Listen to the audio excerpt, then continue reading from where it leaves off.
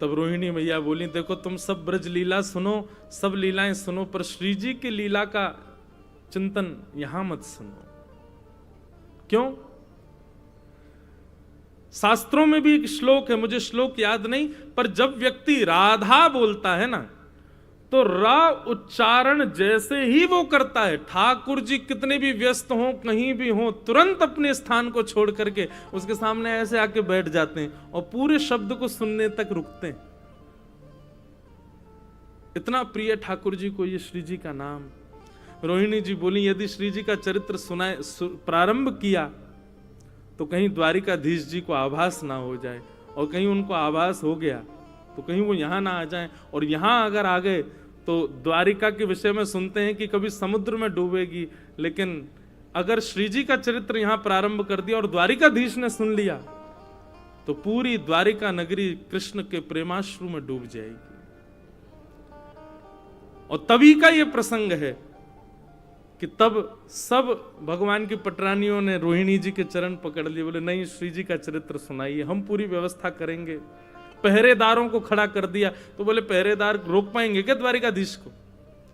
तब सुभद्रा जी को विराजमान किया, बोले आप ताके रहना, ठाकुर जी नहीं आवे।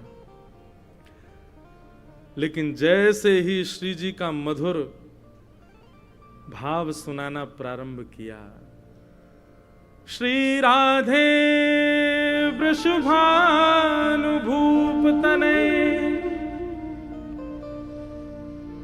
जैसे ही श्री जी का भाव गाना प्रारंभ किया, बस एक बार मुख से श्री राधा नाम उच्चारित श्री रोहिणी जी ने जैसे ही किया, मानो जैसे भयंकर जेठ के महीने में कभी कभी मधुर ठंडी शीतल हवा स्पर्श कर जाती है, कभी कभी बहुत सर्दी के माहौल में कभी कभी ब्लोअर की या किसी हीटर की गर्म हवा स्पर्श करती है, ताप स्पर्श करती है तो रोंगटे खड़े हो जाते हैं। ठीक वैसे ही रोहिणी जी के मुख से जैसे ही श्री जी का नाम उच्चरित हुआ, तरंग बन करके गया और जाकर के स्वधर्मा सभा में बैठे द्वारिकाधीश के तन का स्पर्श करने लगे। और जैसे ही अंग का स्पर्श हुआ, बेसुध हो गए द्वारिकाधीश।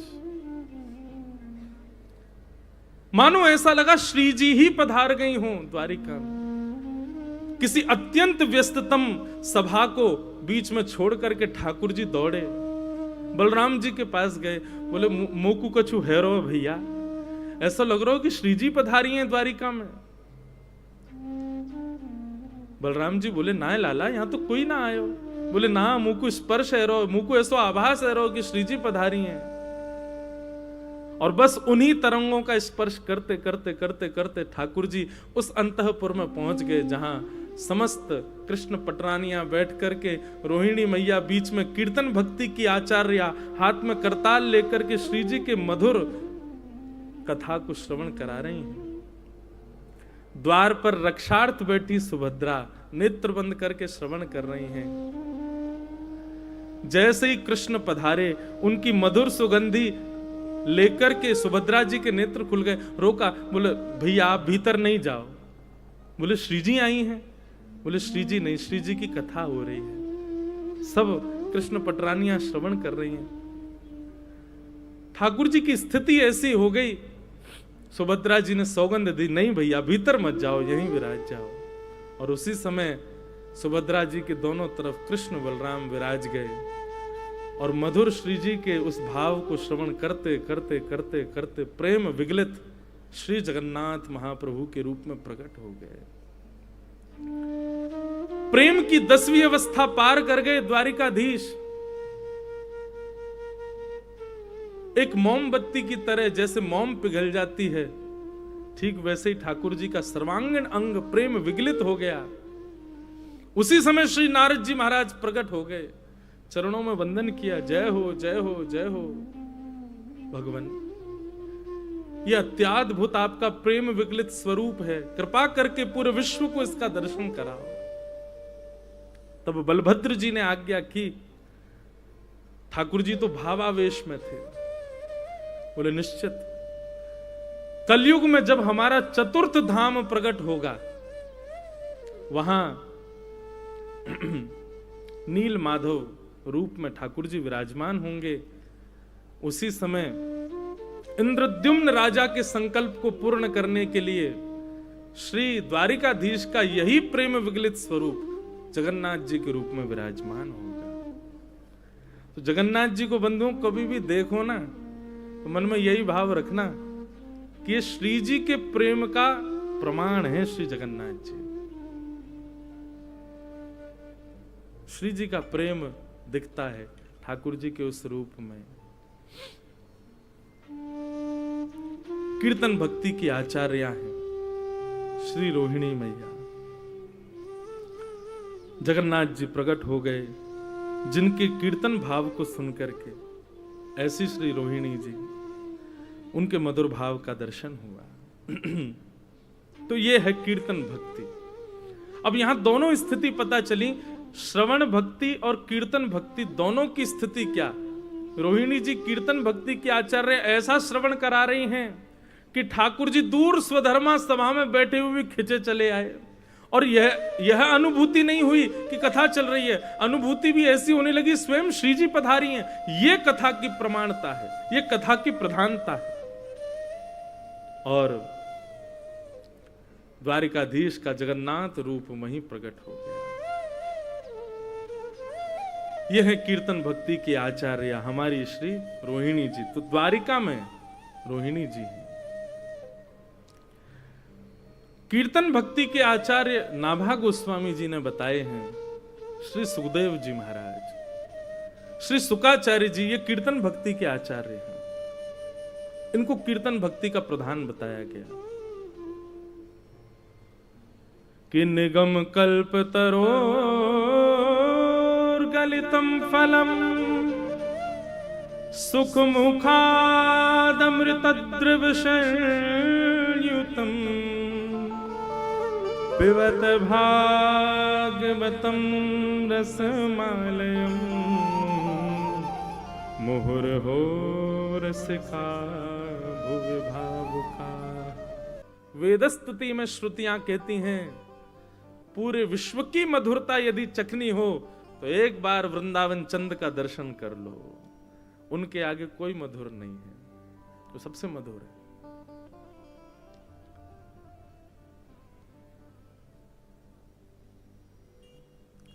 एक पंक्ति है, मुझे याद नहीं आ रही, पर नैना फूट जाएं जो इन्हें ना निहारे, वाणी नाश जाए राधा रमण ना पुकारे।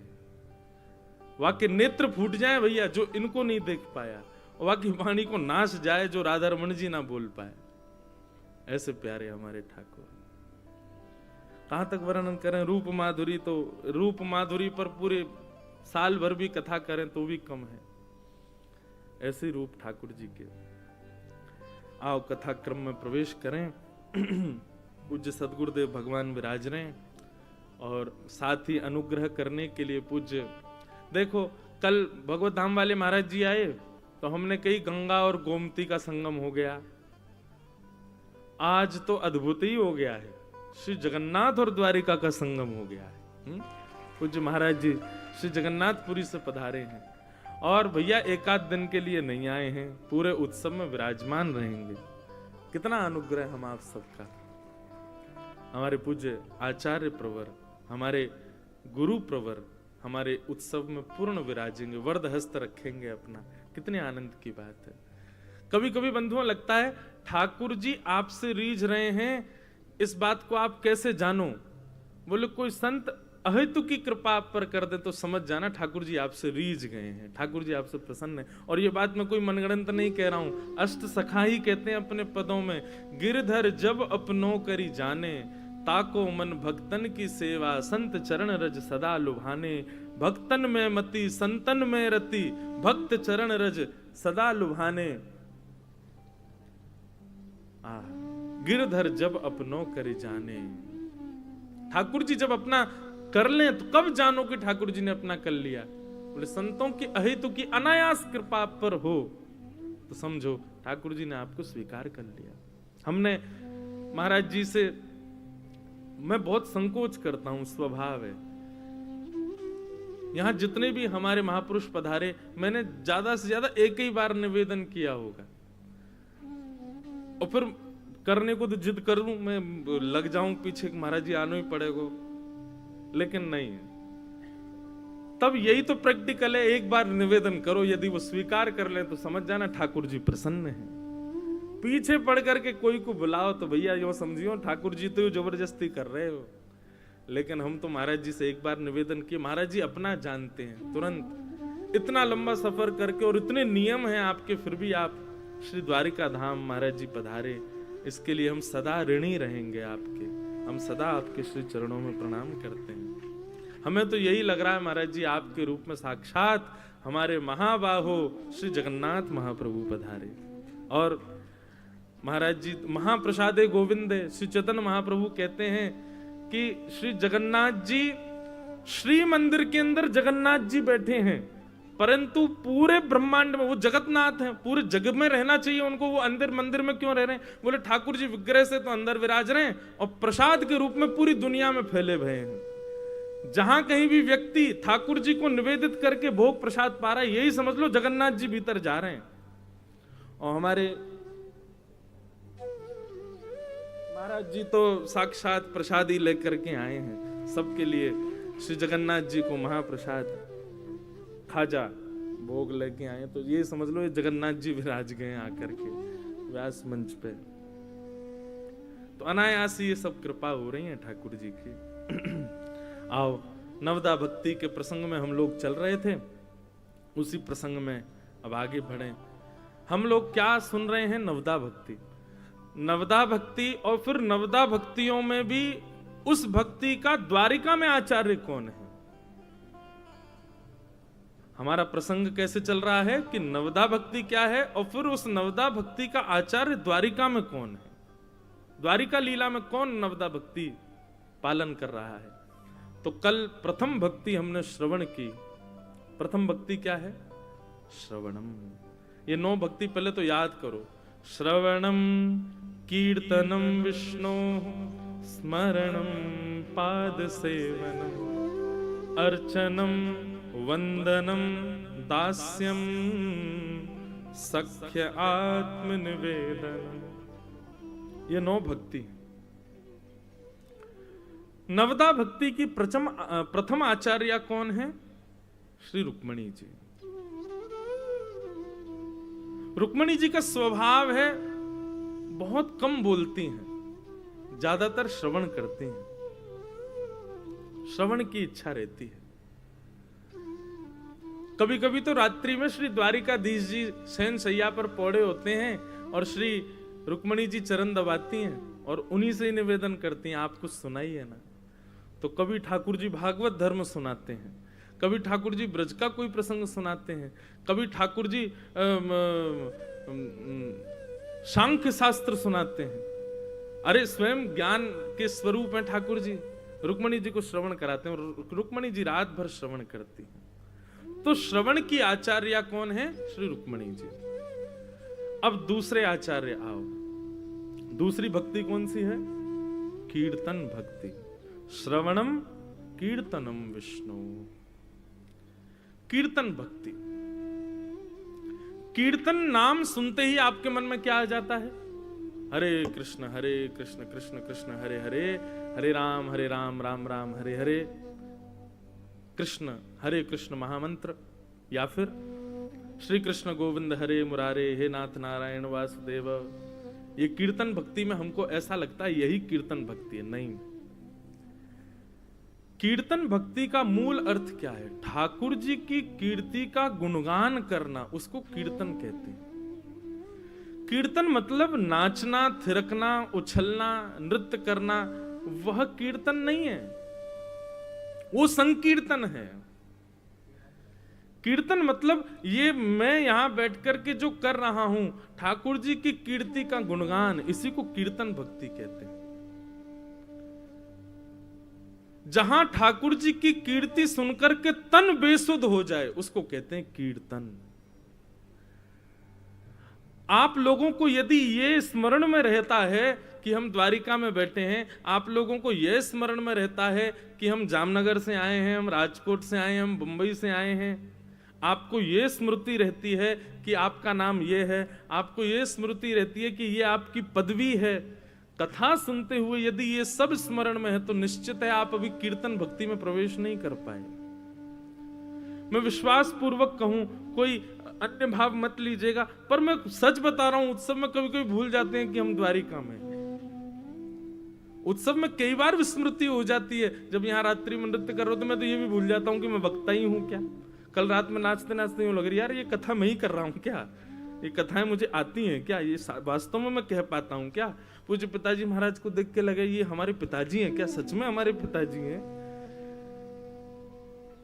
उत्सव मनाते हुए, ठाकुर जी की कीर्ति का गुणगान सुनते हुए, ठाकुर जी के सुंदर भाव में व्यस्त रहते हुए आप यह भी भूल जाओ कि तन की सुध क्या है, उसको कहते हैं कीर्तन। जहां पर यह भी पता है कि हम कौन हैं, हम कहां से आए हैं। अभी कीर्तन प्रारंभ नहीं हुआ आपका। बहुत बढ़िया प्रसंग है। श्री हरिराम व्यास जी पहली बार वृंदावन गए, 5 बैलगाड़ियों में भर के पोथी लेकर के गए वृंदावन। श्री राधा वल्लभ लाल जी के सामने जाकर के खड़े हो गए, राधा वल्लभ जी का दर्शन किया। दर्शन करके वहां के सेवकों ने उनका स्वागत किया, बोले भैया ये ओरछा के राजा के गुरुजी पधारे हैं। सेवकों ने सबने दर्शन कराए राधा वल्लभ लाल जी के। हरिराम व्यास जी थोड़े ज्ञानी जो होते हैं ना, वो अपने रूप से, अपने आव भाव से बता देते हैं कि हम ज्ञानी हैं। मैं एक बात कहा करता हूं बंधुओं कथा में कि आप कौन से गुण से युक्त हो, ये आपके तन से, आपकी बोली से, आपके व्यवहार से पता ना लगे तो समझो आप गुणवान हो। लेकिन आपका आव भाव, आभा मंडल, चाल चलन, बोली बाली से ही पता चल जाए कि ये गुण आपके भीतर है तो समझो अभी वो गुण आया नहीं है। जैसे कि कोई बहुत अच्छा गाता है, उसका कंठ बहुत अच्छा है, अब वो कहीं भी जाए और अपने स्वर का जरा सा भी गुणगान करे या फिर उसके रूप माधुरी, या कोई गा रहा हो तो उसके चेहरे के आव भाव ही बता देते हैं कि ये निश्चित गायक है, इसके पास स्वर है। पर होना क्या चाहिए, अपने गुणों को छुपाओ। जो अपनों सुख चाहे हो तो मूर्ख बन के रहो, ज्यादा विद्वत्ता मत दिखाओ। ऐसे ही कई बार बड़े ज्ञानी लोग आते हैं तो उनके चाल चलन, उनके आभा मंडल का उर्दपुंड तो लगाते सभी लोग हैं, लेकिन कई लोग ऐसा लगाते हैं महाराज की देखते ही पता चल जाती है कि ये बहुत ज्ञानी होंगे। उनका बैठने का तरीका, उठने का तरीका, आदि आदि उनकी अदब अदा ऐसी रहती है कि उससे पता लग जाता है ज्ञानी है। पर ज्ञानी का स्वभाव होता है, या कोई भी गुण व्यक्ति का स्वभाव होता है, वो अपने गुण को छुपाता है, गुण को प्रकट नहीं करता।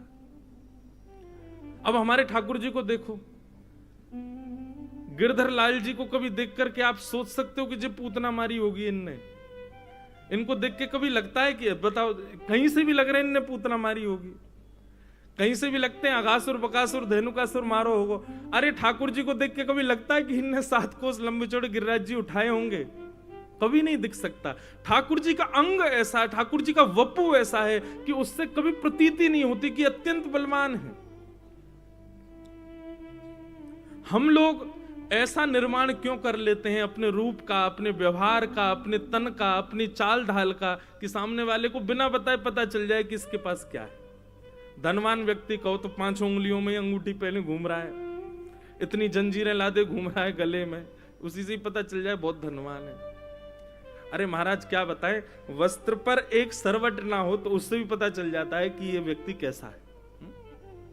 हमारे पूज्य पिताजी महाराज के सदगुरुदेव, हमारे दादा गुरुदेव अनंत श्री विभूषित श्री रामानुज प्रपन्नाचार्य गुरुजी महाराज, हमने तो दर्शन किया नहीं उनका, 6 महीने के थे जब गुरुजी भगवत धाम को प्रस्थान किए, पर उनके बारे में सुनते हैं। बड़ी बड़ी सभाओं के अध्यक्ष होते थे गुरुजी, लेकिन ऐसे वस्त्र पहन करके आते थे कि वीआईपी एंट्री पर जो लोग खड़े रहते थे वो घुसने ही नहीं देते थे। बोले ये बाबा तुम उधर से जाओ। उसको क्या पता कि इस सभा के अध्यक्ष ही यही हैं, लेकिन उनका चाल ढाल और वस्त्र ऐसे होते थे कि किसी को पता ना चले। और हम तो सुनते हैं सबसे, एक रिक्शा वाला पेटेंट था वृंदावन में, वही गुरुजी को लेके आना, विद्यालय छोड़ के आना, सब करना। कोई देख करके कह ही नहीं सकता कि ये परम विद्वान, परम वीतराग, साक्षात भागवत जी चल फिर नहीं है। ऐसा रूप, ऐसा स्वरूप, ऐसा स्वभाव, अपने गुण को छुपाओ। ठाकुर जी का ये गुण है, ठाकुर जी का ये लक्षण है। वो सर्व गुणवान होते हुए भी अपने गुणों को छुपाते हैं। हम क्यों प्रकट कर देते हैं?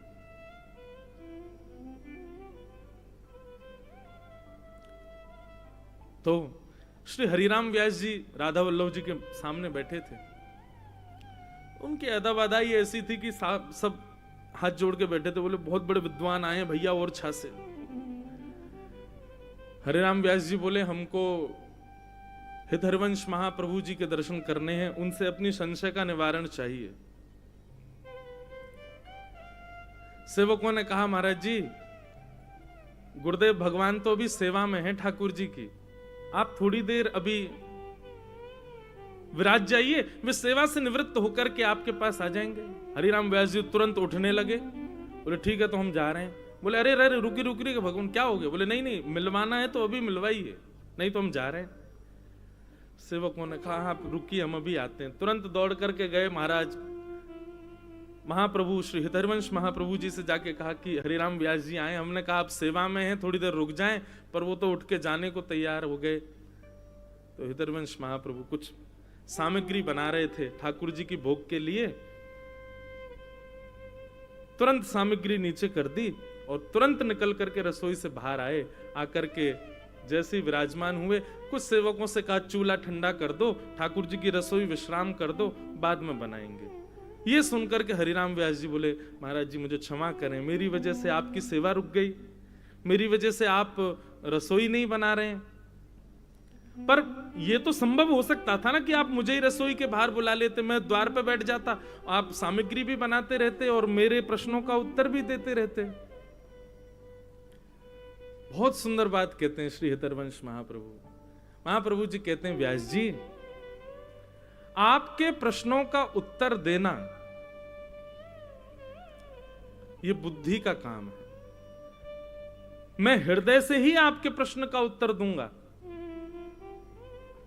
और ठाकुर जी के लिए सामग्री बनाना यह आपको लगता है कि यह हाथ का काम है, परंतु वह भी हृदय का काम है। एक समय पर हृदय दो काम नहीं कर पाएगा। मैं रसोई भी बनाऊं और आपके प्रश्नों का उत्तर भी दूं, यह संभव नहीं है। संसार में यही चीज अलग है कि व्यक्ति हृदय से दूसरे काम कर लेता है, शरीर से दूसरे काम कर लेता है, लेकिन भगवत सेवा में हृदय भी वही होना चाहिए और शरीर भी वही होना चाहिए। मैं वहां आपके संशयों का निवारण नहीं कर पाऊंगा, क्योंकि मेरा हृदय, मेरा मन, मेरी बुद्धि वो ठाकुर जी की सेवा में लगी हुई है। वो हाथ की क्रिया नहीं है, वो हृदय की क्रिया है। हाथ की क्रिया होगी तो ठाकुर जी कभी स्वीकार नहीं करेंगे। बहुत गंभीर विषय है, बहुत ध्यान से सुनिए इसका। जो भी लोग अपने ठाकुर जी की सेवा करते हैं अपने अपने घरों में, भगवान की सामग्री बनाना, ठाकुर जी का सेवा करना, ये कोई हाथ का धर्म नहीं है बंधु, हृदय का धर्म है, ये मन का धर्म है। आप सोचो कि आप ठाकुर जी का श्रृंगार भी करते रहो और मन से कोई और भी काम भी करते रहो, ठाकुर जी श्रृंगार स्वीकार करेंगे ही नहीं। कर भी लेंगे तो उतने नहीं भाएंगे। ये इतने प्यारे जो लाल जी लगते हैं ना, क्योंकि हृदय से श्रृंगार किया जाता, हाथों से नहीं। हरिराम व्यास जी बोले, हितहरिवंश महाप्रभु बोले, आपके प्रश्नों के उत्तर देना भी हृदय की क्रिया है और श्री राधा वल्लभ लाल जी की सेवा करना भी हृदय की क्रिया है। मैं हाथ से अगर सामग्री बनाऊंगा तो ठाकुर जी स्वीकार नहीं करेंगे। एक समय पर दोनों क्रिया नहीं कर सकता, इसलिए रसोई विश्राम करके आपके प्रश्नों का निवारण करने आ गया। हरिराम व्यास जी बोले भगवान मेरे निवृत्ति हो गई, मेरा निवारण हो गया, अब मुझे कुछ नहीं जानना। महाप्रभु जी बोले नहीं नहीं नहीं नहीं, बैठिए, आप पूछिए कुछ और। नहीं महाराज, मैं सच बोल रहा हूं, मेरे जितने प्रश्न थे सब समाप्त हो गए। अब मेरे सारे संशयों का निवृत्तिकरण हो गया है, अब मुझे कुछ नहीं जानना है। उसी समय मन में यह भाव आ गया कि मैं आज तक भगवत सेवा को शारीरिक क्रम मानता था, पर वृंदावन आते ही महाप्रभु जी ने बता दिया कि ये तो हृदय का कर्म है, ये शारीरिक कर्म नहीं है। यदि हृदय वहां नहीं है तो शरीर से कितना भी आप ठाकुर जी को सजाओ वो स्वीकार नहीं करेंगे। ठीक वैसे ही बंधुओं, तन की बेसुधता ये कीर्तन का प्रमाण है। आपके तन को इतनी स्थिति भी है, इतनी सुध भी है कि आपको भूख लगी है और अभी तक भोजन नहीं किया। विश्वास मानिएगा, पिछले 3 दिन में हम हो चाहे हमारे जितने भी परिकर बालक के जो पूरी सेवा संभालते हैं, कोई 3 या 2 घंटे से ज्यादा नहीं सोया होगा। सुबह से ही लाल जी की मंगला आरती की सब व्यवस्था में लग जाते हैं। मैं तो फिर भी थोड़ा बहुत ज्यादा ही सो लेता हूँ, 3.5-4 घंटे फिर भी आंख लग जाती होगी। रात्रि कल भी 2 बजे सोए, 5 बजे उठ गए। यहाँ कथा भी करते हैं, फिर उसके बाद ठाकुर जी की सबकी राजभोग की व्यवस्था, फिर अब कई लोगों से मिल भी नहीं पा रहा। हर किसी को मैं वचन देता हूँ कल आपसे जरूर मिलूंगा, 5 मिनट आपके संग बैठूंगा, नहीं मिल पाता, कहीं चला जाता हूँ, फिर भूल जाता हूँ। लोग बाग फिर पीछे सुनाते भी हैं, महाराज जी की वजह से तो आए थे हम, उनसे मेरी वजह से नहीं आए आप लाल जी की वजह से आए हो। और देखो हम समय नहीं दे रहे, पर लाल जी तो आपको समय दे रहे हैं। दोपहर में भी समय देते हैं, रात्रि में भी समय देते हैं, सुबह सुबह 5 बजे भी समय देते हैं। तन की बेसुधता यही कीर्तन को प्रकट करती है, और तन की बेसुधता से ही उत्सव सार्थक हो सकता है। उत्सव व्यवस्थाओं से नहीं होता, माफ कीजिए, उत्सव धन से नहीं होता। उत्सव जब तक आपका उस उत्सव में तन बेसुध ना हो जाए तब तक उत्सव नहीं होगा। रात्रि में जब यहां नृत्य होता है, हमारे वारकरी बालक सब नाचते हैं, आप लोग भी सब, कुछ लोग खड़े हो जाते हैं, कुछ लोग माने ना यूं ही बैठे रहते हैं। हम का खड़े हों, उत्सव पूरा हो, जल्दी भोग पामे, सो में नहीं। तन की बेसुधता इसको कहते हैं देहाभिमान शून्य। जब तक ये स्थिति नहीं होगी तब तक कीर्तन प्रारंभ नहीं हो सकता। आप लोग कथा में बैठे हैं तो एक आसन पर बैठने में भी बहुत श्रम लगता है। क्यों? क्योंकि तन की अभी सुध है, लेकिन वह भी बेसुध हो जाए। कई बार अभी यहाँ द्वारिका है, यहाँ तो जनवरी में गर्मी है, हल्की हल्की गर्माहट हो जाती है तो पसीने आने लग जाते हैं। तो जैसे अभी 11-12 बजेंगे, कई लोग तो यूं पंखा झलेंगे, कुछ करेंगे। तन की सुध है। 2-3 माताएं अभी पंखा झल रही थी, अब बंद कर दिया, अरे झल लो, कोई बात नहीं। सीधी बात, जहां ठाकुर जी का, अच्छा एक बात बताऊं, कीर्तन भक्ति के भी अच्छा नवदा भक्ति के सारी भक्ति जिनके भीतर है, ये कौन है बताओ? हमारे ठाकुर जी। सारी भक्ति है उनके अंदर। और कीर्तन भक्ति का प्रत्यक्ष प्रमाण दिखाएं आपको, श्री जगन्नाथ महाप्रभु। ये कीर्तन भक्ति के प्रत्यक्ष प्रमाण है। ब्रजवासियों की कीर्ति सुनते सुनते ठाकुर जी का देह प्रेम विगलित हो गया। भुजाएं पंच नहीं दिख रही हैं, ठाकुर जी के चरण नहीं दिख रहे हैं, ठाकुर जी का मुखमंडल, ठाकुर जी के नेत्र, इन सब का दर्शन नहीं हो रहा है। सब प्रेम आतुर होकर के ब्रजवासियों के स्मरण में, श्री जी के स्मरण में ठाकुर जी प्रेम विगलित हो गए। ये हैं कीर्तन भक्ति के आचार। ऐसी स्थिति हुई हमारी, पसीना आवे पे तो पंखा झरन लगे हम। ये प्रेम विगलित, ये कीर्तन भक्ति का स्वरूप है। तन की सुध नहीं हुई श्री जगन्नाथ जी को। जय।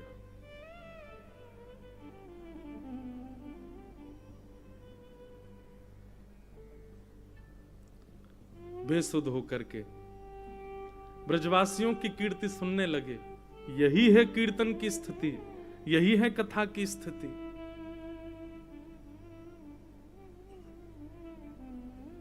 यथा ब्रज गोपिका नाम, ब्रज की गोपियां जब ठाकुर जी की कीर्ति का गुणगान सुनती हैं, स्वयं को ही कृष्ण स्वरूप मानने लग जाती हैं। और इसी कीर्तन भक्ति की आचार्य द्वारिका में कौन है बताओ? हम बताएं, श्री रोहिणी मैया।